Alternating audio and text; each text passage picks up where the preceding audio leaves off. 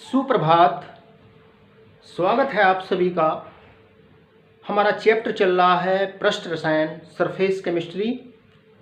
और आज इस चैप्टर में हम पढ़ेंगे कोलाइडों का वर्गीकरण। इससे पहले हमने कोलाइडों के वर्गीकरण में कोलाइडों का वर्गीकरण 3 प्रकार से करते हैं: परिक्षिप्त परावस्था तथा परिक्षेपण माध्यम की भौतिक परावस्था के आधार पर, जो हमने पिछली वीडियो में पढ़ा। आज हम पढ़ेंगे परिक्षिप्त परावस्था और परिक्षेपण माध्यम के मध्य अन्योन्य क्रिया की प्रकृति के आधार पर, और पढ़ेंगे कोलाइडों का वर्गीकरण परिक्षिप्त परावस्था के कणों के आधार पर। और इनमें कई इंपॉर्टेंट टॉपिक आएंगे: दरविस्नेही कोलाइड, द्रवरागी कोलाइड, बहुआण्विक कोलाइड, बृहदाण्विक कोलाइड और सहचारी कोलाइड क्या होते हैं। इसके अलावा मिसेल के निर्माण की क्रियाविधि। कई इंपॉर्टेंट टॉपिक आज इस वीडियो में हम पढ़ेंगे। तो शुरू करते हैं। हमारा आज का टॉपिक कोलाइडों का वर्गीकरण। एक वर्गीकरण हम पढ़ चुके हैं, परिक्षिप्त परावस्था और परिक्षेपण माध्यम की भौतिक परावस्था के आधार पर कोलाइडों का वर्गीकरण। 8 प्रकार के कोलाइड उसमें मैंने आपको बताए। परिक्षिप्त परावस्था क्या होती है? कोलाइडी विलयन में जो पदार्थ कोलाइडी कणों के रूप में होता है वो परिक्षिप्त परावस्था कहलाती है। और जिस माध्यम में कोलोइडी कण बिखरे होते हैं, वितरित होते हैं, वो माध्यम कहलाता है परिक्षेपण माध्यम, है ना। जो कोलाइडी विलयन होता है, कोलोइडल सिस्टम, उसमें 2 परावस्थाएं होती हैं, परिक्षिप्त परावस्था और परिक्षेपण माध्यम। तो परिक्षिप्त परावस्था और परिक्षेपण माध्यम की भौतिक परावस्था के आधार पर कोलाइडों को 8 भागों में बांटते हैं। अब दूसरा वर्गीकरण परिक्षिप्त परावस्था एवं परिक्षेपण माध्यम के मध्य अन्योन्य क्रिया की प्रकृति के आधार पर। अन्योन्य क्रिया का मतलब परिक्षिप्त परावस्था और परिक्षेपण माध्यम के अणुओं के बीच जो आकर्षण और प्रतिकर्षण की क्रियाएं होती है, उनकी प्रकृति के आधार पर। जो कोलाइड होते हैं, कोलाइड 2 प्रकार के होते हैं। एक होते हैं दरविस्नेही कोलाइड, लायोफिलिक कोलाइड, और एक होते हैं द्रव विरोधी कोलाइड। वेरी इंपॉर्टेंट है। दरविस्नेही कोलाइड, लायोफिलिक या इन्हें द्रवरागी कोलाइड भी कहते हैं, और इनको द्रवविरागी कोलाइड भी कहते हैं। देखो, जैसे नाम से ही हमें ये पता चल रहा है, दरविस्नेही कोलाइड। दरविस्नेही कोलाइड वे पदार्थ होते हैं जो उचित द्रव विलायक यानी कि परिक्षेपण माध्यम के साथ हिलाने पर आसानी से कोलाइडी विलयन बना लेते हैं। इन्हें द्रवरागी कोलाइड कहते हैं, जैसे स्टार्च, गोंद, जिलेटिन, प्रोटीन आदि। ये कहलाते हैं द्रव स्नेही कोलाइड। द्रव स्नेही कोलाइड वे कोलाइड होते हैं जो उचित द्रव विलायक या कहें परिक्षेपण माध्यम के साथ हिलाने पर आसानी से कोलाइडी विलयन बना लेते हैं। ऐसे कोलाइड कहलाते हैं द्रव स्नेही कोलाइड, लायोफिलिक कोलाइड, जैसे स्टार्च, गोंद, जिलेटिन, एल्ब्यूमिन आदि। ये आसानी से कोलाइडी विलयन बनाते हैं द्रव माध्यम के साथ में। अच्छा, द्रविस्नेही पदार्थों का या द्रविस्नेही कोलाइडों का द्रव परिक्षेपण माध्यम के अणुओं के प्रति प्रबल आकर्षण होता है। जो द्रविस्नेही कोलाइड होते हैं, इनका परिक्षेपण माध्यम के अणुओं के प्रति, जिस माध्यम में ये कोलाइडी कणों के रूप में होते हैं, द्रव परिक्षेपण माध्यम के अणुओं के प्रति प्रबल आकर्षण होता है। इनके कोलाइडी विलयन विद्युत अपघटय की वैद्युत अपघटक क्या होते हैं? आयनिक पदार्थ होते हैं जो धनायनों और ऋणायनों से बने होते हैं। तो इनके कोलाइडी विलयन विद्युत अपघटक की थोड़ी मात्रा डालने पर अवक्षेपित नहीं होते। इनके सोल में, सोल क्या होता है?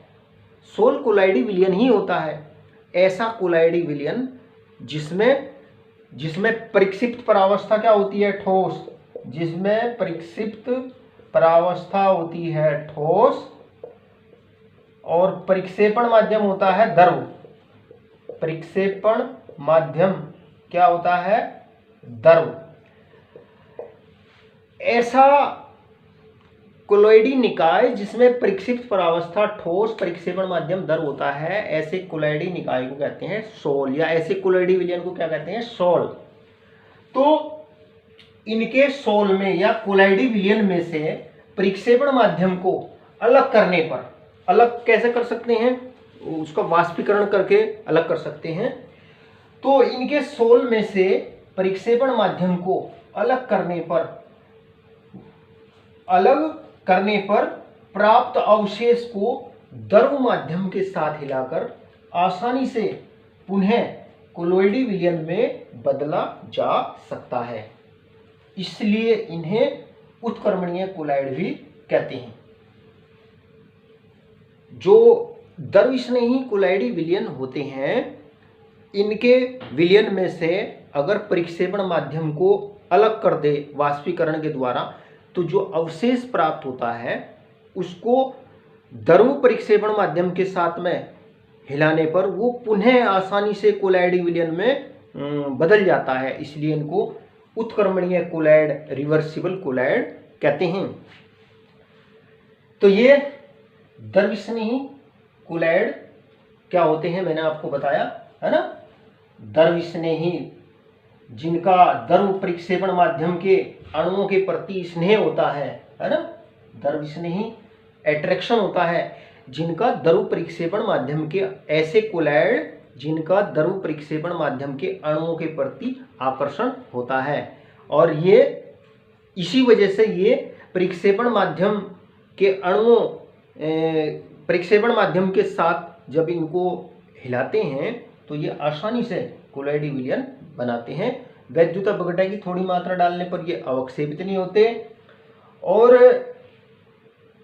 जब इनके कोलॉइडी विलयन में से परिक्षेपण माध्यम को अलग कर देते हैं वाष्पीकरण के द्वारा, या इनको ठंडा करने पर ठोस प्राप्त होता है, वाष्पीकरण द्वारा या ठंडा करने पर ठोस प्राप्त होता है, उसको द्रव परिक्षेपण माध्यम के साथ में हिलाकर इन्हें आसानी से पुनः कोलॉइडी विलयन में बदला जा सकता है। इसलिए इन्हें उत्क्रमणीय कोलॉइड भी कहते हैं। अच्छा, तो ये तो बात हुई द्रवस्नेही कोलॉइड की। अब बात करते हैं द्रव विरोधी कोलॉइड की। द्रव विरोधी कोलॉइड क्या होते हैं? अब देखो, द्रव विरोधी कोलॉइड जो होते हैं ना, वो इनके विपरीत लक्षण दिखाते हैं। वो देखो, द्रव विरोधी कोलॉइड क्या होते हैं? वे पदार्थ जो द्रव विलायक के साथ हिलाने पर, यानी कि परिक्षेपण माध्यम के साथ हिलाने पर आसानी से कोलॉइडी विलयन नहीं बनाते, है ना। इसमें आसानी से कोलॉइडी विलयन नहीं बनाते, कहलाते हैं द्रव विरोधी कोलॉइड। जैसे गोल्ड सोल, मतलब गोल्ड का कोलॉइडी विलयन। सल्फर सोल, सल्फर का कोलॉइडी विलयन, है ना। Arsenious sulphide sol, AS2S3 sol, arsenious sulphide sol. ये द्रव विरोधी या द्रव विरागी कोलॉइड है, लायोफोबिक कोलॉइड। क्योंकि इन्हें द्रव विरोधी कोलॉइड इसलिए कहते हैं क्योंकि ये कोलॉइड द्रव विलायक के साथ में हिलाने पर आसानी से कोलॉइडी विलयन नहीं बनाते। आसानी से इसलिए नहीं बनाते क्योंकि इनका द्रव परिक्षेपण माध्यम के अणुओं के प्रति प्रतिकर्षण होता है। इनमें द्रवस्नेही कोलॉइडों में तो द्रवस्नेही कोलाइडों का द्रव परिक्षेपण माध्यम के अणुओं के प्रति प्रबल आकर्षण होता है। यहाँ पर इनमें प्रबल प्रतिकर्षण होता है। जो द्रव विरोधी कोलाइड होते हैं इनका परिक्षेपण माध्यम के अणुओं के प्रति प्रबल प्रतिकर्षण होता है और इसीलिए इन्हें द्रव विरोधी कोलाइड कहते हैं। और ये वैद्युत अपघटकी, देखो यहाँ पर ये तो वैद्युत अपघटकी थोड़ी मात्रा डालने पर अवक्षेपित नहीं होते, जबकि जो द्रव विरोधी कोलाइड होते हैं ये वैद्युत अपघटकी थोड़ी मात्रा डालने पर ये अवक्षेपित हो जाते हैं। अवक्षेपित हो जाते हैं। वैद्युत अपघटकी थोड़ी मात्रा डालने पर ये अवक्षेपित हो जाते हैं। अब देखो जैसे इसमें इनके सोल में से परिक्षेपण माध्यम को अलग करने पर, ऐसे ही इनके कोलोइडी विलयन में से या कहें इनके सोल में से परिक्षेपण माध्यम को हटाने पर जो अवशेष प्राप्त होता है उसको द्रव परिक्षेपण माध्यम के साथ हिलाकर पुनः कोलाइडी विलयन में नहीं बदला जा सकता, इसलिए इनको अनुत्क्रमणीय कोलाइड कहते हैं। इसलिए इनको अनुत्क्रमणीय कोलाइड, इरिवर्सिबल कोलाइड इनको कहते हैं। तो ये चीज आपकी समझ में आ जानी चाहिए। तो ये बात हुई द्रव स्नेही कोलाइड और द्रव विरोधी कोलाइड की। एक पॉइंट और देखिए इसमें, देखो जो द्रव स्नेही कोलाइड होते हैं अगर परिक्षेपण माध्यम जल होता है तो इनको जल स्नेही, अगर परिक्षेपण माध्यम जल होता है तो इन्हें जल स्नेही हाइड्रोफिलिक कोलोइड कहते हैं। हाइड्रोफिलिक कोलोइड्स कहते हैं। और इनमें परिक्षेपण माध्यम जल होने पर इनको जल विरागी, परिक्षेपण माध्यम जल होने पर इनको जल विरागी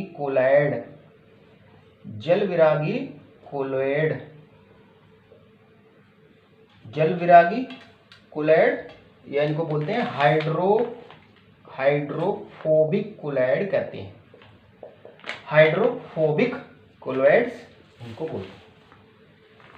तो देखो ये वेरी इंपॉर्टेंट है। द्रव स्नेही कोलाइड, द्रव विरोधी कोलाइड क्या होते हैं? परिक्षिप्त परावस्था एवं परिक्षेपण माध्यम के मध्य अन्योन्य क्रिया मतलब इनके बीच में होने वाली जो आकर्षण और प्रतिकर्षण की क्रियाएं होती है उनकी प्रकृति के आधार पर कोलाइड दो प्रकार के होते हैं, है ना। ये होते हैं द्रव स्नेही कोलाइड, एक होते हैं द्रव विरोधी कोलाइड। द्रव स्नेही कोलाइड तो वे होते हैं जो द्रव परिक्षेपण माध्यम के साथ आसानी से कोलाइडी विलयन बनाते हैं। ये द्रव परिक्षेपण माध्यम के साथ हिलाने पर आसानी से कोलाइडी विलयन नहीं बनाते। इनका द्रव परिक्षेपण माध्यम के अणुओं के प्रति प्रबल प्रतिकर्षण होता है, जबकि जो द्रव स्नेही कोलाइड होता है इनका द्रव परिक्षेपण माध्यम के अणुओं के प्रति प्रबल आकर्षण होता है।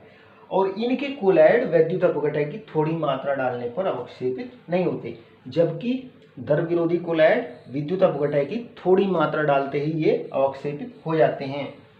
इनके कोलाइडी विलयनों को, ये जो द्रव स्नेही कोलाइड होता है इनके कोलाइडी विलयन में से अगर परिक्षेपण माध्यम को हटा दें तो जो अवशेष प्राप्त होता है वो पुनः परिक्षेपण माध्यम के साथ हिलाने पर वो पुनः आसानी से कोलाइडी विलयन में बदल जाता है, इसलिए इनको उत्क्रमणीय कोलाइड कहते हैं।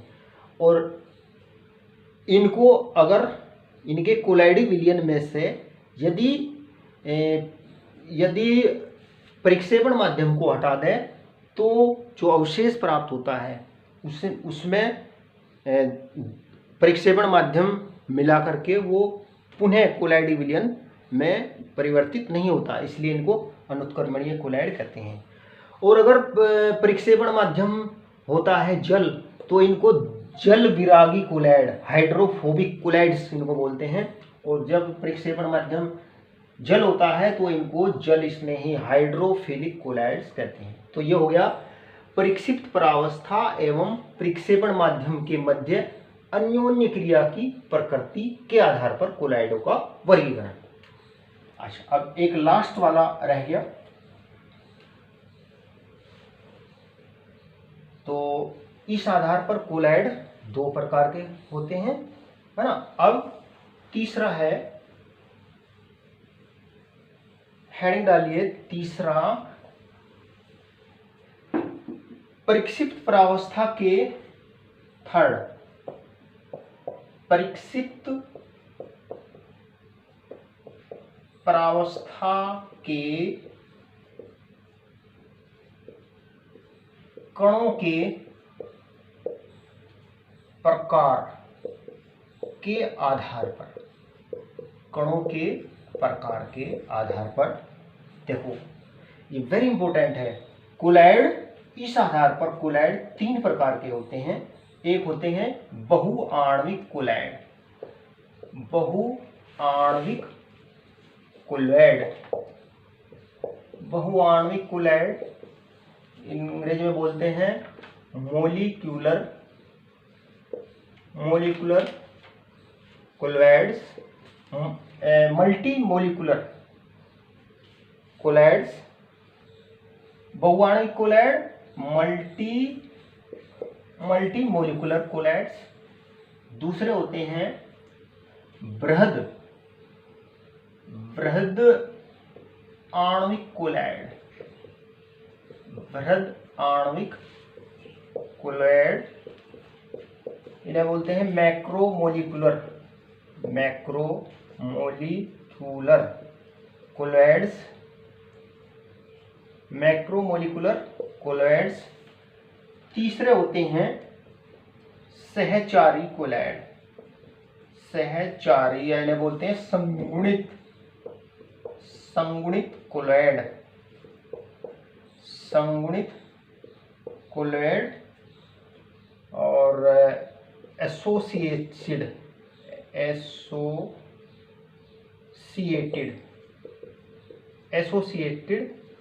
कोलैड्स, एसोसिएटेड कोलैड्स। तो देखो परिक्षिप्त परावस्था के कणों के आधार पर कोलैड जो होते हैं ये तीन प्रकार के होते हैं। एक होते हैं ये बहुआण्विक कोलैड। देखो बहुआण्विक कोलैड क्या होते हैं? बहुआण्विक कोलैड मल्टी मोलिकुलर कोलैड्स। बहुआण्विक कोलैड वे कोलैड होते हैं जिनका निर्माण बड़ी संख्या में अणुओं या परमाणुओं के परस्पर जुड़ने से होता है। यानी कि ये जो कोलैड है, इनका जो कोलैडी कण होता है वो बड़ी संख्या में सरल अणु या परमाणु आपस में जुड़ते हैं, तो और आपस में जुड़कर वे कोलाइडी साइज का कण बनाते हैं। जैसे गोल्ड शोल है ना, गोल्ड शोल, सल्फर शोल। देखो बहुआण्विक कोलैड, बहुआण्विक का मतलब बहुत से छोटे छोटे कण है ना, कण क्या, अणु, परमाणु, ये आपस, जैसे ये बहुत सारे अणु हैं और इनका जो आकार है वो 1 nm से छोटा है, 1 नैनोमीटर से छोटा है। ये आपस में मिलकर के बड़ा कोलाइडी साइज का कण बना लेते हैं, है ना। कोलाइडी जो कण होता है वो किस रेंज में होता है? उसका आकार 1 नैनोमीटर से 1000 नैनोमीटर रेंज में उसका आकार होता है। देखो बहु, जैसा नाम से ही पता चल रहा है, बहुआण्विक यानी कि बहुआण्विक कोलैड यानी कि बहुत से अणु आपस में मिलकर के बड़ा अणु बनाते हैं, कोलाइडी साइज का अणु बनाते हैं, या बहुत से परमाणु आपस में मिलकर के कोलाइडी साइज के कण बनाते हैं। जैसे गोल्ड सोल है, सल्फर सोल है। जैसे गोल्ड सोल होता है ना, इसमें हजारों की संख्या में जो गोल्ड के परमाणु होते हैं वो आपस में जुड़ करके बड़ा कोलाइडी साइज का कण बनाते हैं, जिसका, और कोलाइडी कण क्या होता है, जिसका आकार जो है 1 nm से 1 नैनोमीटर से 1000 नैनोमीटर रेंज में होता है। तो बहुआण्विक कोलाइड में बहुत सारे अणु या परमाणु आपस में जुड़ते हैं और बड़े कण बनाते हैं कोलाइडी साइज के। ऐसे जो सल्फर सोल होता है ना, सल्फर सोल में एसेट अणु, ये सल्फर के अणु हजारों की संख्या में जुड़ करके बड़ा कोलाइडी साइज का कण बनाते हैं। जो अणु होते हैं ना, अणु या परमाणु, उनका साइज होता है वो 1 नैनोमीटर से कम होता है। तो जब कई सारे अणु आपस में जुड़ते हैं या कई सारे परमाणु आपस में जुड़ते हैं तो उनका साइज बड़ा हो जाता है, कोलाइडी साइज का कण वो बना लेते हैं। तो ये बात हुई बहुआण्विक कोलाइड। अब बृहदाण्विक कोलाइड, बृहदाण्विक कोलाइड क्या होते हैं? बृहदाण्विक कोलाइड, तो ये बृहदाण्विक कोलाइड मैक्रो मोलिकुलर कोलाइड्स क्या होते हैं? बृहदाण्विक कोलाइड, देखो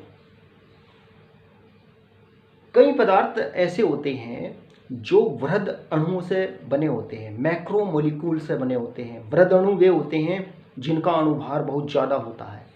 तो कई पदार्थ ऐसे होते हैं जो वृहद अणुओं से, मैक्रो मोलिक्यूल से बने होते हैं। जैसे ये है प्रोटीन, स्टार्च, एंजाइम, सेलुलोज, ये प्राकृतिक वृहद अणु हैं।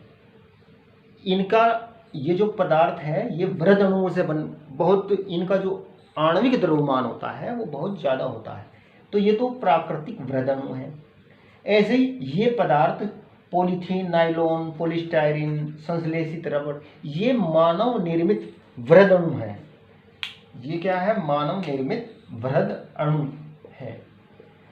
मतलब वृहद अणु जो होते हैं उनका साइज अपने आप में ही, अकेले अणु का ही साइज, जितना साइज कोलाइडी कण का होना चाहिए, वृहद अणु का साइज अकेले कण का ही उतना साइज होता है। तो जब ये पदार्थ उचित विलायक के साथ में मिलते हैं तो कोलाइडी विलयन बनाते हैं, जिसे बोलते हैं बृहदाण्विक कोलाइड। यानी कि इनके जो कोलाइडी विलयन होते हैं, इनके जो कोलाइडी विलयन होते हैं उन्हीं को बोलते हैं बृहदाण्विक कोलाइड। क्योंकि ये पदार्थ जो होते हैं वृहद अणुओं से बने होते हैं, मैक्रोमोलिक्यूल से बने होते हैं, जिनका अणुभार बहुत ज़्यादा होता है और इनका साइज अकेले ही कण का इतना होता है कि वो कोलाइडी साइज का होता है। मतलब कोलाइडी साइज का कण कितना होता है? कोलाइडी साइज का कण जो होता है 1 nm से 1 नैनोमीटर से, उसका साइज कितना होता है? 1000 नैनोमीटर होता है। तो जो वृहद अणु होते हैं वो अकेले का ही साइज इतना बड़ा होता है। देखो यहाँ बहुआण्विक कोलाइड में तो कई सारे अणु मिलकर के, हजारों की संख्या में अणु मिलकर के कोलाइडी साइज का कण बनाते हैं। यहाँ पर ये जो वृहद अणु है ये अपने आप में अकेला ही कोलाइडी साइज का होता है। तो इन पदार्थों के जो कोलाइड होते हैं, कोलाइडी विलयन होते हैं, वही कहलाते हैं बृहदाण्विक कोलाइड। और अब सबसे इंपॉर्टेंट, सहचारी या संगुणित कोलाइड। तो किसे कहते हैं सहचारी या संगुणित कोलाइड, या इन्हें बोलते हैं मिशेल। वेरी इंपॉर्टेंट, सहचारी या संगुणित कोलाइड क्या होते हैं? देखो कुछ पदार्थ ऐसे हैं जो कम सांद्रताओं पर प्रबल वैद्युत अपघटय के समान व्यवहार करते हैं। प्रबल वैद्युत अपघटय क्या होते हैं? वे होते हैं जो जल में घोलने पर आयनित हो जाते हैं, धनायनों में और ऋणायनों में। तो कुछ पदार्थ ऐसे होते हैं जो निम्न सांद्रताओं पर, यानी कि कम सांद्रता पर, वो प्रबल वैद्युत अपघटय के समान व्यवहार करते हैं, परंतु उच्च सांद्रताओं पर कणों का पुंज बनने के कारण कोलाइड के समान व्यवहार करते हैं, सहचारी कोलाइड कहलाते हैं। तथा पुंजित कणों को मिशेल कहते हैं। देखो, कुछ पदार्थ ऐसे होते हैं जो निम्न सांद्रता पर तो सामान्य प्रबल वैद्युत अपघटय के समान व्यवहार करते हैं और उच्च सांद्रताओं पर वो कोलाइडों के समान व्यवहार करते हैं, क्योंकि उच्च सांद्रताओं पर कणों के पुंज बन जाते हैं, कणों के समूह बन जाते हैं, कण आपस में मिलकर के समूह बन जाते हैं। तो इन्हें बोलते हैं सहचारी कोलाइड और इन पुंजित कणों को कहते हैं मिशेल। इन पुंजित कणों को क्या बोलते हैं? इनको बोलते हैं मिशेल। तो ये तो बात हुई सहचारी कोलाइड, संगुणित कोलाइड, है ना। क्या होते हैं? कुछ पदार्थ ऐसे होते हैं भाई जो निम्न सांद्रता पर तो वैद्युत अपघटय के समान व्यवहार करते हैं और उच्च सांद्रताओं पर वो कोलाइड के समान व्यवहार करते हैं। तो ऐसे पदार्थ कहलाते हैं सहचारी कोलाइड या संगुणित कोलाइड। और उच्च सांद्रताओं पर कणों के पुंज बन जाते हैं, कणों के समूह बन जाते हैं, जिन्हें बोलते हैं मिशेल। मिशेल जो होते हैं वो एक निश्चित ताप से अधिक ताप पर ही बनते हैं, जिसे क्राफ्ट ताप कहते हैं। मिशेल का जो निर्माण होता है ना, वो एक निश्चित ताप से अधिक टेम्परेचर पर ही बनते हैं, जिसे बोलते हैं क्राफ्ट टेम्परेचर। और इसी प्रकार मिशेल जो होते हैं वो केवल एक निश्चित सांद्रता से अधिक सांद्रता के ऊपर ही बनते हैं।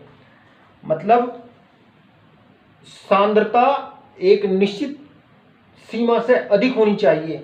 अगर उस निश्चित सांद्रता से कम सांद्रता होगी तो मिशेल का निर्माण नहीं होगा। तो मिशेल जो होते हैं वो एक निश्चित सांद्रता से अधिक सांद्रता के ऊपर ही बनते हैं, जिसे क्रांतिक मिशेल सांद्रता, क्रिटिकल मिशेल कंसंट्रेशन, CMC कहते हैं। तनु करने पर ये कोलाइड पुनः अलग अलग आयनों में टूट जाते हैं और पृष्ठ सक्रिय अभिकर्मक, सरफेस एक्टिव एजेंट जैसे साबुन, संश्लेषित परिमार्जक, है ना, जो डिटर्जेंट साबुन होते हैं वो इसी वर्ग में आते हैं। ये जो कोलाइड होते हैं इनकी एक विशेष बात होती है कि इनमें द्रव्यविरागी और द्रवरागी दोनों भाग इसमें होते हैं। और मिशेल में 100 से अधिक अणु हो सकते हैं या आयन हो सकते हैं जो मिलकर के मिशेल का निर्माण करते हैं। अब देखो, ये जो मिशेल है, जैसे वो थे ना बहुआण्विक कोलाइड, बहुआण्विक कोलाइड में भी अणु आपस में मिलकर के कोलाइडी आकार के कण बनाते हैं, कोलाइडी साइज के कण बनाते हैं। और यहाँ भी जो कण आपस में मिलकर के पुंज बनाते हैं कोलाइडी साइज के।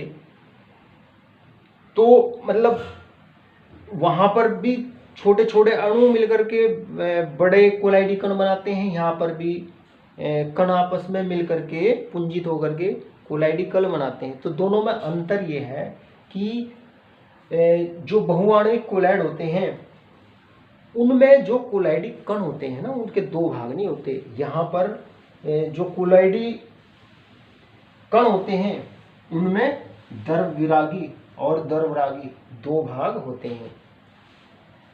तो ये मुख्य अंतर होता है जो सहचारी या संगुणित कोलाइड होते हैं। वेरी इंपॉर्टेंट है, इसको नोट करिए और इसको अच्छे से आपको लिखना है।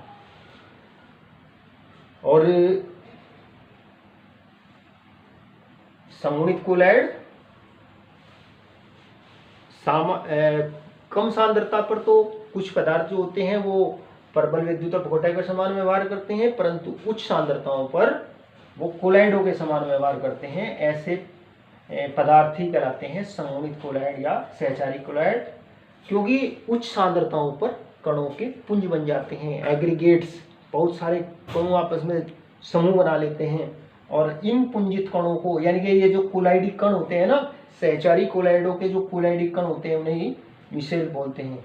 और इनका निर्माण जो होता है वो एक निश्चित ताप से अधिक ताप पर ही होता है, जिसे क्राफ्ट टेम्परेचर कहते हैं। और इनका निर्माण एक निश्चित सांद्रता से अधिक सांद्रता के ऊपर ही होता है, जिसे क्रांतिक मिशेल सांद्रता कहते हैं। अगर कोलैडी विलयन को तनु करते हैं तो तनु करने पर ये कोलैड पुनः अलग अलग आयनों में ये टूट जाते हैं। और जो संगुणित कोलैड होते हैं इनमें द्रव्यरागी और द्रवरागी दोनों भाग उपस्थित होते हैं। तो ये बात हुई सहचारी या संगुणित कोलैड की। अब वेरी इंपॉर्टेंट टॉपिक डालिए, मिशेल के निर्माण की क्रियाविधि। मिशेल निर्माण की क्रियाविधि को समझने से पहले मिशेल किसे कहते हैं ये आपकी अच्छी तरीके से समझ में आ जाना चाहिए। जब आपकी समझ में ये आएगा कि मिशेल किसे कहते हैं, तब आपकी समझ में इसके निर्माण की क्रियाविधि आएगी और इम्पोर्टेंट है। देखो एक बार और बता रहा हूँ, मिशेल किसे कहते हैं। वे कोलैड जो निम्न सांद्रताओं पर तो वे प्रबल वैद्युत अपघटों के समान व्यवहार करते हैं और उच्च सांद्रताओं पर कणों के पुंज बन जाने के कारण कोलाइडों के समान व्यवहार करते हैं। ऐसे कोलाइड कहलाते हैं ये सहचारी कोलाइड। और जो कणों के पुंज होते हैं, इन पदार्थों के जो कणों के पुंज होते हैं ना, उन्हीं को बोलते हैं मिशेल। और जो मिशेल होते हैं, मिशेल का निर्माण एक निश्चित ताप से अधिक ताप पर ही होता है, जिसे क्राफ्ट टेम्परेचर बोलते हैं। और मिशेल का निर्माण एक निश्चित सांद्रता से अधिक सांद्रता पर ही होता है, जिसे क्रांतिक मिशेल सांद्रता CMC कहते हैं। यानी कि जो मिशेल होती है, मिशेल जो होती है वो बहुत सारे कणों का एक पुंज होती है और उसमें एक जल विरोधी भाग होता है, द्रव स्नेही भाग होता है और एक द्रव विरोधी भाग होता है। मिशेल की खास बात होती है कि उसमें एक द्रव विरोधी भाग होता है और एक द्रव स्नेही भाग होता है। और जब पदार्थ की सांद्रता एक निश्चित सांद्रता से अधिक होती है ना, तभी मिशेल का निर्माण होता है। और देखो जो साबुन होते हैं, साबुन और जो परिमार्जक होते हैं, डिटर्जेंट्स, वे संगुणित कोलैड की श्रेणी में आते हैं। मतलब वे उनके द्वारा मिशेल का निर्माण होता है। तो देखो अब देखते हैं मिशेल निर्माण की क्रियाविधि। देखो जो साबुन होता है, साबुन एक संगुणित कोलैड है। मतलब कम सांद्रता पर तो ये वैद्युत अपघटन के समान व्यवहार करता है और उच्च सांद्रता पर ये कोलाइड के समान व्यवहार करता है, क्योंकि उच्च सांद्रता पर बहुत सारे कण आपस में मिलकर के पुंज बना लेते हैं, जिनको बोलते हैं मिशेल। और ये मिशेल कोलाइडी साइज के होते हैं। तो अब हम देखते हैं कि साबुन से मिशेल का निर्माण किस प्रकार से होता है। देखो जो साबुन होते हैं, साबुन उच्च वसा अम्लों के सोडियम या पोटेशियम लवण होते हैं। उच्च वसा अम्लों के सोडियम या पोटेशियम लवण होते हैं। साबुन क्या होते हैं? साबुन उच्च वसा अम्लों के सोडियम या पोटेशियम लवण होते हैं और इनको COONA है ना, या RCOOK है ना, ये ऋणायन है, ये धनायन है ना। सोडियम आयन, ये सोडियम ऋणायन, धनायन और ऋणायन से बने होते हैं। तो जो साबुन होते हैं, साबुन जो होते हैं, हम देख रहे हैं कि साबुन से मिशेल का निर्माण किस प्रकार से होता है। जो साबुन होते हैं वो उच्च वसा अम्लों के सोडियम या पोटेशियम लवण होते हैं। और जो साधारण साबुन होता है, घरों में यूज होने वाला, उसका जो मुख्य घटक होता है वो होता है सोडियम स्टीयरेट। साधारण साबुन का जो मुख्य घटक होता है उसे बोलते हैं सोडियम स्टीयरेट। सोडियम स्टीयरेट और इसका सूत्र होता है C17H35COONA। साधारण साबुन ये होता है जिससे घरों में कपड़े धोए जाते हैं, साधारण साबुन ये होता है सोडियम स्टीयरेट। और देखो या इसे इस सूत्र के द्वारा प्रदर्शित करते हैं C17H35COONA। इसको इस तरीके से CH3 और इसमें CH2 समूह होते हैं 16 और COONA।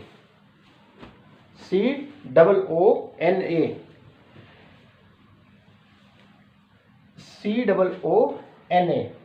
तो साधारण साबुन ये होता है सोडियम स्टीयरेट, है ना, C17H35COONA, या इसे इस प्रकार से प्रदर्शित करते हैं। अच्छा, देखो जब साबुन को जल में घोलते हैं तो साबुन इस प्रकार से वियोजित होता है। देखो ये C17H35COONA, ये धनायन ये ऋणायन। जब पानी में साबुन मिलाते हैं तो ये बनता है C17H35COO, और इसमें से सोडियम का धनायन अलग हो जाता है, यानी कि ये बनता है स्टीयरेट आयन, स्टीयरेट आयन, है ना। और या देखो यही है ये स्टीयरेट आयन CH3CH2 का होल 16 COONA। ये सॉरी इतना है, ये है स्टीयरेट आयन। तो जब हम साबुन को पानी में घोलते हैं तो ये इस प्रकार से आयनित होता है स्टीयरेट आयन। और अगर हम स्टीयरेट आयन की संरचना को देखें तो स्टीयरेट आयन यानी कि ये जो ऋणायन होता है ना, इसकी संरचना इस प्रकार से होती है। देखो इसकी कार्बन चेन में 17 कार्बन परमाणु होते हैं, इस प्रकार से 17 कार्बन परमाणु।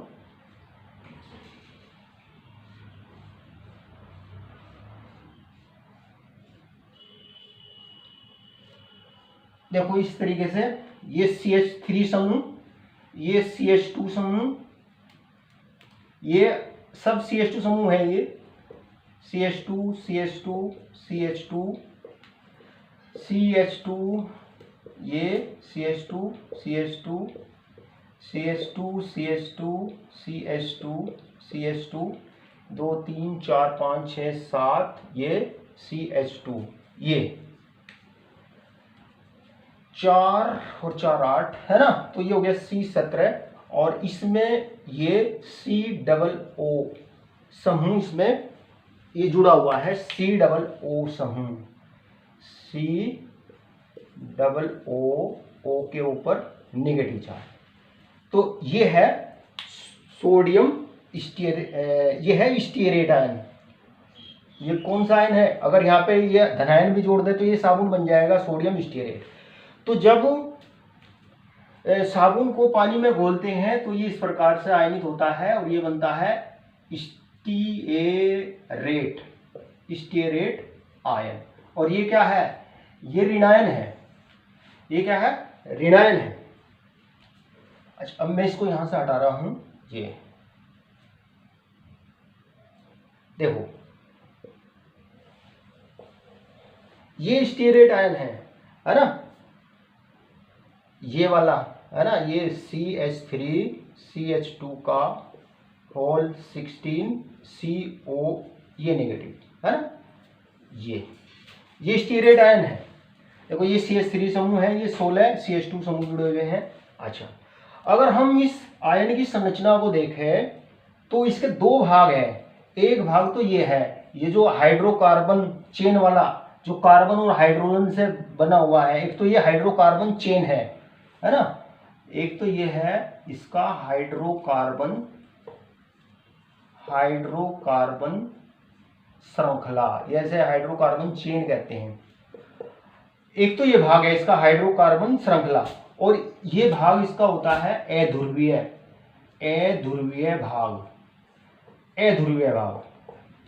और एक भाग इसका ये होता है COO, ये वाला COO, ये होता है इसका ध्रुवीय भाग, क्योंकि इस सिरे पर आवेश है ना, तो ये है ध्रुवीय भाग।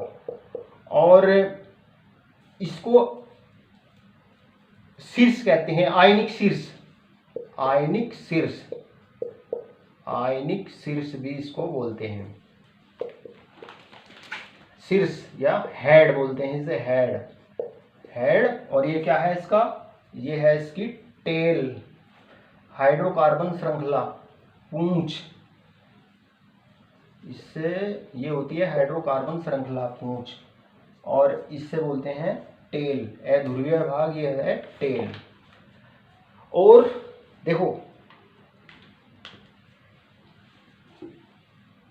ये जो ध्रुवीय भाग है, ये ध्रुवीय भाग होता है, इसका ये जो ध्रुवीय भाग है, ध्रुवीय भाग होता है जल स्नेही। ये जो ध्रुवीय भाग है ये क्या होता है, जल स्नेही, जल स्नेही होता है ना,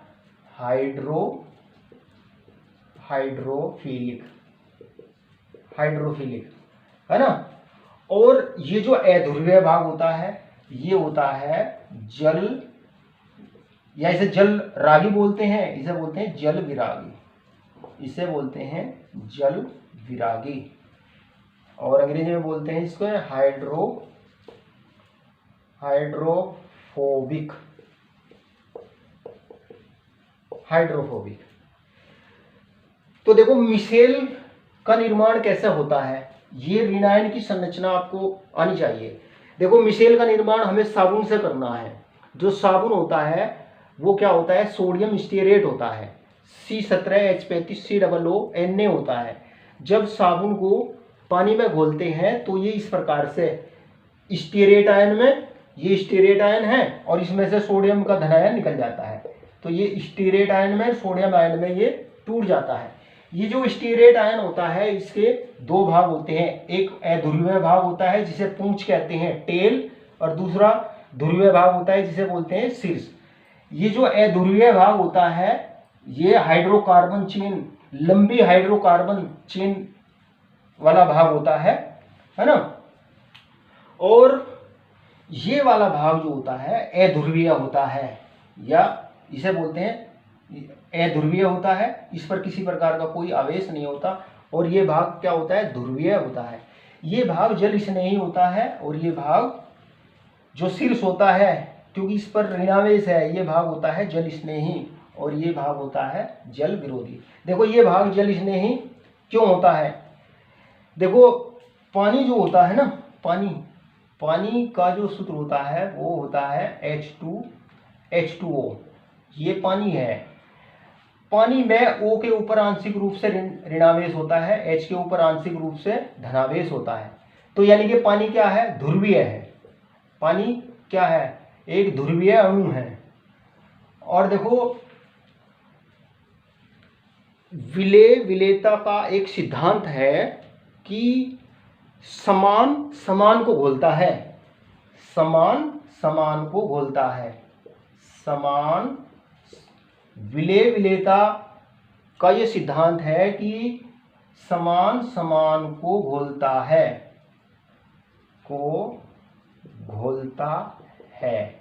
यानी कि लाइक, इसे बोलते हैं अंग्रेजी में लाइक डिजोल्व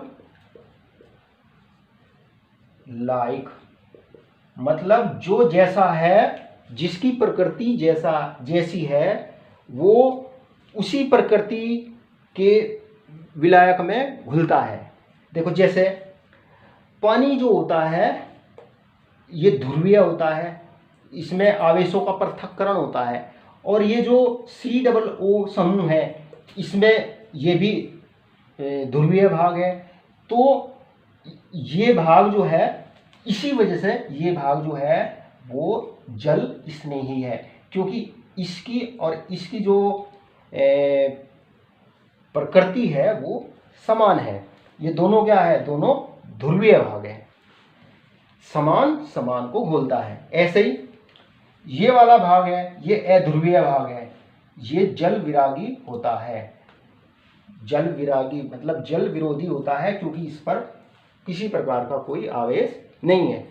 तो ये संरचना देखकर भी आपको ये पता लग जाना चाहिए कि कौन सा भाग जल विरोधी है, कौन सा भाग जल स्नेही है। तो इसका जो हेड है, आयनिक शीर्ष है, वो जल स्नेही है, क्योंकि इसमें ऋणावेश होता है, शीर्ष पर ऋणावेश होता है। ये ध्रुवीय होता है और जलकाणु भी ध्रुवीय होता है, इसलिए ये जल स्नेही भाग है और ये भाग अध्रुवीय है, ये जल विरोधी भाग है। अच्छा, अब आगे देखिए। तो जब हम साबुन को पानी में घोलते हैं तो ये इस प्रकार से स्टीयरेट आयन और सोडियम आयन बनाता है। जो स्टीयरेट आयन होता है उसकी संरचना ये होती है, और ये जो आयन होता है, ये जो ऋणायन होता है ना, ये जो ऋणायन होता है,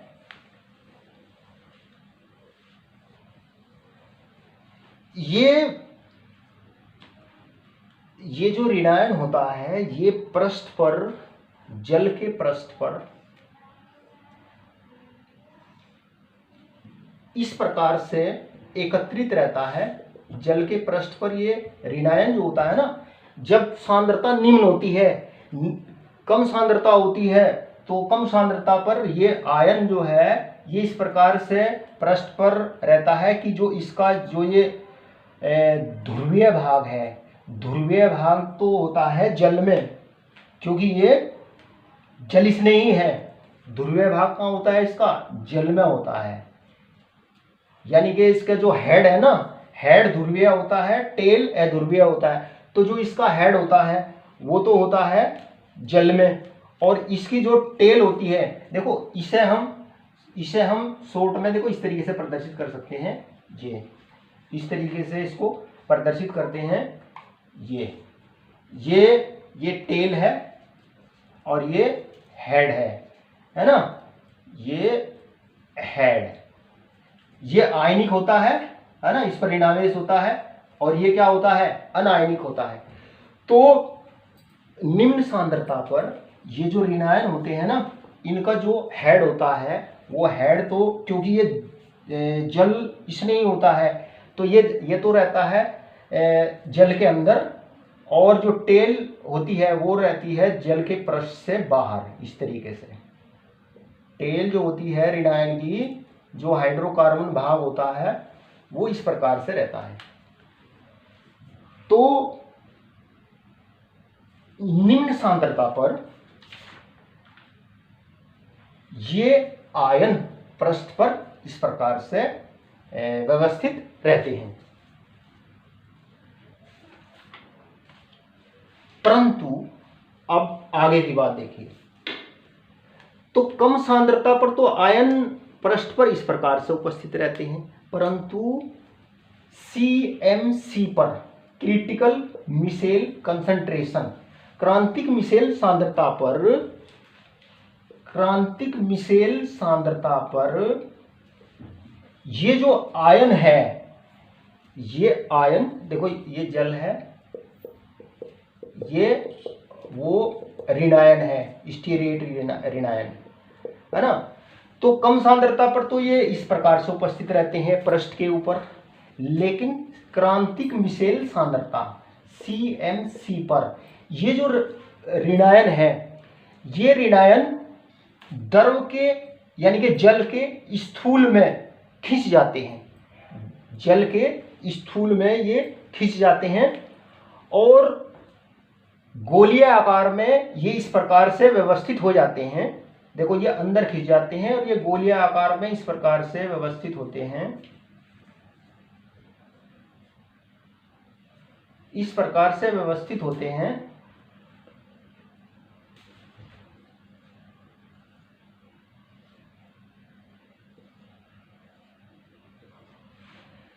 गोलीय इस प्रकार से ये व्यवस्थित रहते हैं कि इनका जो अध्रुवीय भाग है, अध्रुवीय भाग जो मतलब इनकी टेल है, जो जल विरोधी भाग है वो गोलाकार आकृति के केंद्र में रहता है, जल से दूर। और जो आयनिक भाग होता है, इसका जो शीर्ष होता है, शीर्ष जो होता है वो इस गोलाकार केंद्र के बाहर होता है। ये इस प्रकार से ये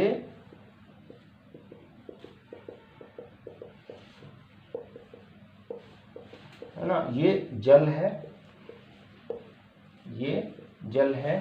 और इस प्रकार से ये जो पुंजित कण बनता है, ये वाला है ना, इस प्रकार से ये जो कणों का समूह बनता है ना, यही कहलाता है आयनिक मिशेल। इसी को बोलते हैं आयनिक मिशेल। देखो इसमें क्या है, ये हेड है, हेड पर क्या है, ऋणावेश, हेड पर क्या है, ऋणावेश। और ये ध्रुवीय भाग होता है ना, ये COO समूह है, ये जल की ओर होता है, बाहर की ओर। और जो इसका अध्रुवीय भाग होता है वो इस गोलाकार आकृति के केंद्र की ओर रहता है।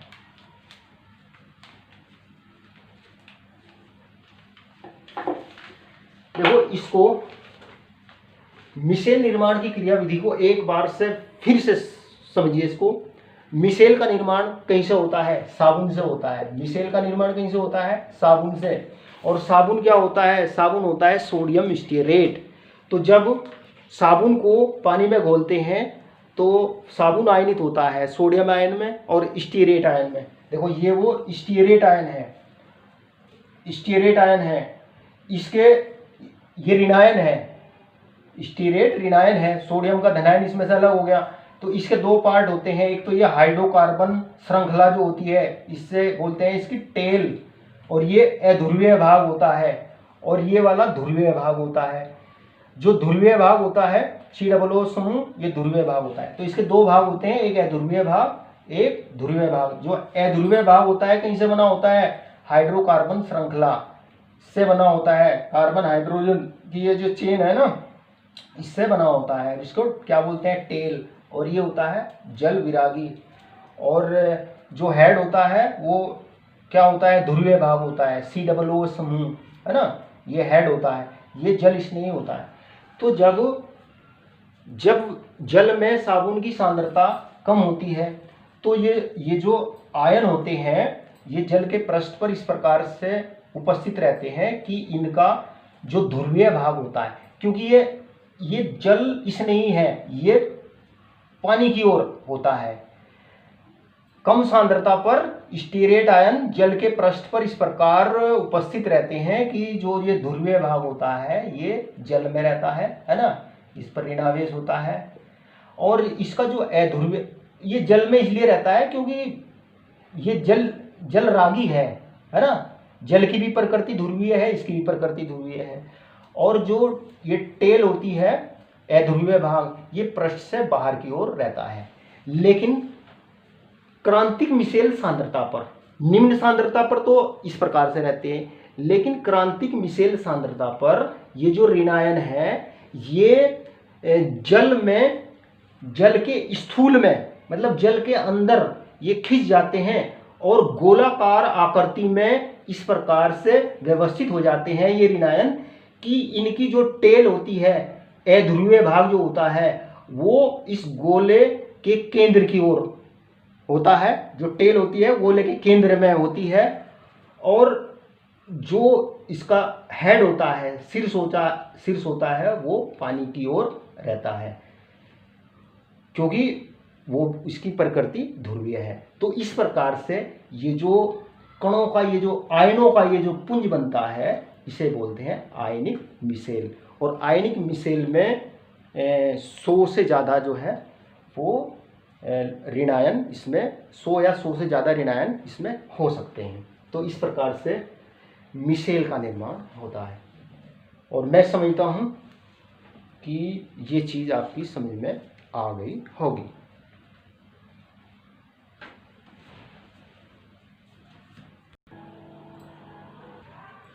और प्यारे विद्यार्थियों, एक चीज मैं और बता दूं आपको, इस मिसेल बनने के कारण ही जो साबुन और अपमार्जक होते हैं, डिटर्जेंट्स जो होते हैं, वो धुलाई का काम करते हैं, कपड़ों की सफाई का काम करते हैं। साबुन और अपमार्जक जो होते हैं ना, कपड़ों को साफ, इस मिसेल बनता है उनके द्वारा।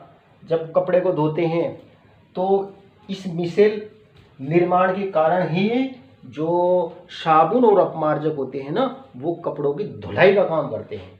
अच्छा देखो, अपमार्जक क्या होते हैं? अपमार्जक का मैं आपको एक उदाहरण बताऊं। अपमार्जक का जो उदाहरण है, जैसे मान लीजिए ये होता है सोडियम अपमार्जक, sodium lauryl sulphate, sodium lauryl sulphate. और इसका जो सूत्र होता है वो होता है CH3CH2 का whole 11 SO4 negative Na positive. ये है सोडियम लॉरिल सल्फेट अपमार्जक डिटर्जेंट, ये है। अब देखो, जो साबुन और अपमार्जक होते हैं ना, संगुणित कोलाइड है, और ये मिसेल बनाते हैं। मिसेल बनाने के लिए जो आयन होता है ना, आयन, जैसे साबुन में ये जो ऋणायन होता है ना, ये ऋणायन है। ऐसे इसमें ये जो ऋणायन है, इसमें दो भाग होते हैं। दो भाग कौन सा? एक भाग तो ये होता है ये वाला, इधर वाला, ये होता है अध्रुवीय भाग, है ना, अध्रुवीय भाग, है ना। और दूसरा होता है ये SO4, ये होता है ध्रुवीय भाग। क्योंकि मिसेल बनाने के लिए ये आवश्यक होता है कि आयन में ध्रुवीय और अध्रुवीय दोनों भाग होने चाहिए, है ना। देखो ये जो टेल है ना, ये टेल, ये हाइड्रोकार्बन टेल है, R के द्वारा प्रदर्शित है। ये अध्रुवीय भाग है। हेड जो CO समूह होता है, ये ध्रुवीय भाग होता है। तो इसी कारण से जो साबुन और अपमार्जक होते हैं ना, वो क्या बनाते हैं? मिसेल बनाते हैं। ये क्या है? संगुणित कोलाइड है, और ये कपड़ों की शोधन क्रिया का काम करते हैं। वेरी इंपॉर्टेंट है। हेडिंग डालिए, हेडिंग डालिए आप, साबुन और अपमार्जक द्वारा शोधन क्रिया।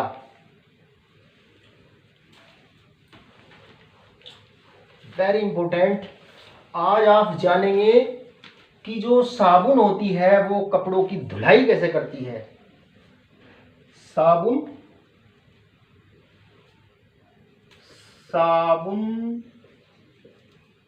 और अपमार्जक द्वारा शोधन क्रिया। देखो,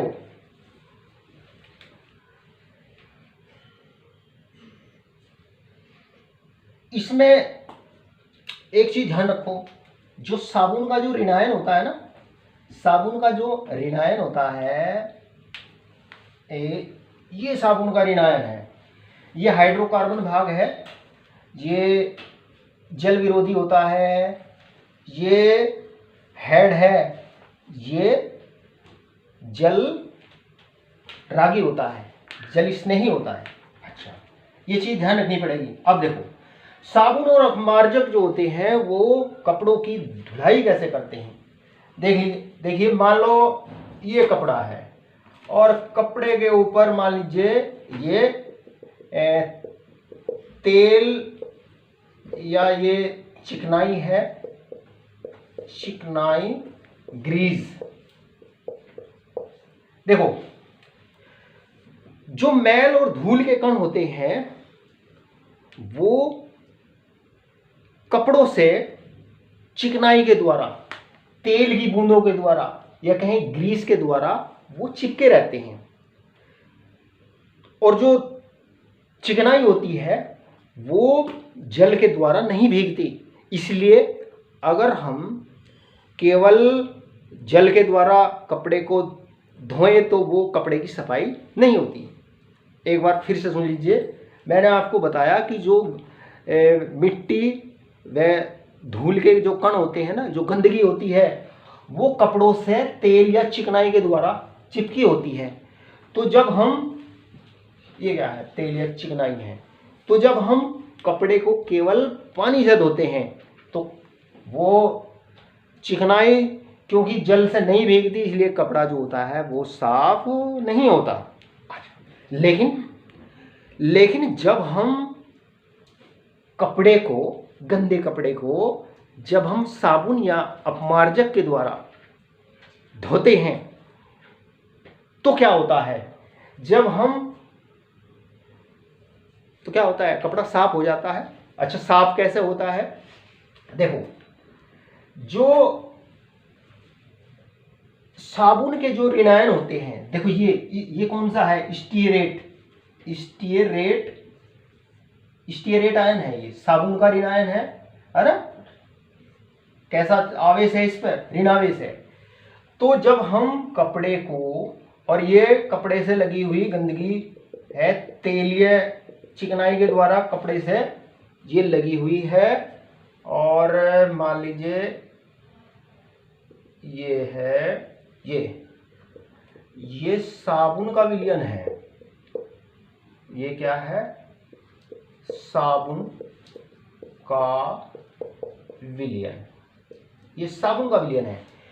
तो जब कपड़े को साबुन से धोते हैं तो जो साबुन के ऋणायन होते हैं, जो स्टीयरेट आयन होते हैं, उनका जो हाइड्रोकार्बन भाग होता है, और ये कैसा होता है, हाइड्रोकार्बन भाग कैसा होता है? अध्रुवीय, है ना, अध्रुवीय। और ये कैसा होता है? ध्रुवीय भाग। तो कपड़े को साबुन जब लगाते हैं तो जो स्टीयरेट आयन होते हैं, उनका जो ये हाइड्रोकार्बन वाला अध्रुवीय भाग होता है, ये तेल की बूंद में ये धंस जाता है, इस प्रकार से धंस जाता है। देखो, ये इसकी जो ये टेल होती है, ना, ये तेल की बूंद में धंस जाती है, इस प्रकार से तेल की बूंद में ये इस प्रकार से धंस जाती है, इस प्रकार से धंस जाती है। और ये स्टीयरेट आयन तेल की बूंदों के चारों ओर ये बना देता है मिशेल बना देता है, इस प्रकार से ये इस प्रकार से ये मिशेल का निर्माण कर देता है तेल की बूंद के चारों ओर। ये अंदर क्या है? ऑयल। अंदर क्या है? ऑयल है। अच्छा, और इसमें ये बाहर क्या है? ये है पानी।